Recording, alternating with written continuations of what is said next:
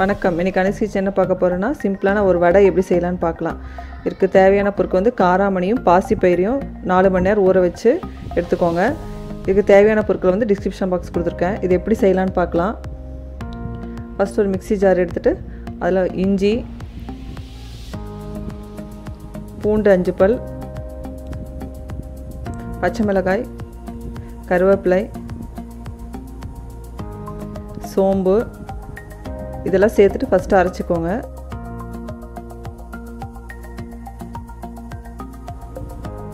நைஸாக அரைச்சி எடுத்துக்கோங்க. அதுக்கப்புறம் ஊற வச்சுருக்கிற காராமணியும் பாசிப்பயிரும் சேர்த்துட்டு இதில் அரைச்சிக்கலாம். தண்ணி விடாமல் கெட்டியாக அரைச்சி எடுத்துக்கோங்க. ரொம்ப நைஸாக அரைக்க தேவையில்லை, இந்த மாதிரி இருந்தால் போதும்.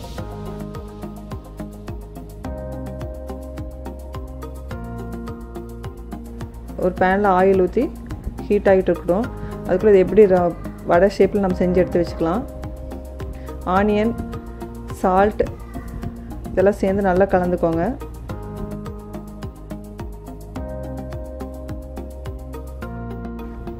பொடியை நறுக்கின பெரிய வெங்காயம், நான் ஒரு வெங்காயம் எடுத்திருக்கேன். அதுக்கப்புறம் இந்த மாதிரி உருண்டை பண்ணிவிட்டு வடை ஷேப்பில் தட்டி வச்சுக்கலாம். இது நல்லாயிருக்கும், மொறு மொறுன்னு ஈவினிங் ஸ்நாக்ஸ் நல்லாயிருக்கும்.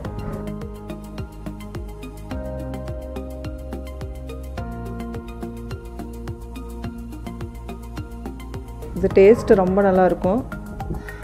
இந்த மாதிரி தட்டி எடுத்து வச்சுக்கோங்க. அதுக்கப்புறம் ஆயில் ஹீட் ஆயிடுச்சு, இது ஃப்ரை பண்ணிக்கலாம்.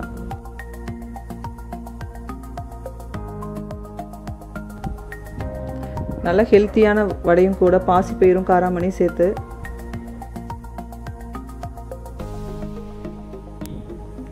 ஒரு சைடு ஃப்ரை ஆனதுக்கப்புறம் திருப்பி விட்டுருங்க.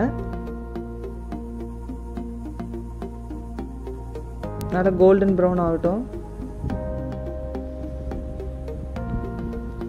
நல்லா ஃப்ரை ஆயிடுச்சு.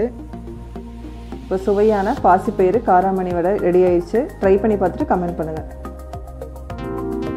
லைக் பண்ணுங்க, ஷேர் பண்ணுங்க, சப்ஸ்கிரைப் பண்ணுங்க, மறக்காம பெல் ஐகானை பிரஸ் பண்ணுங்க.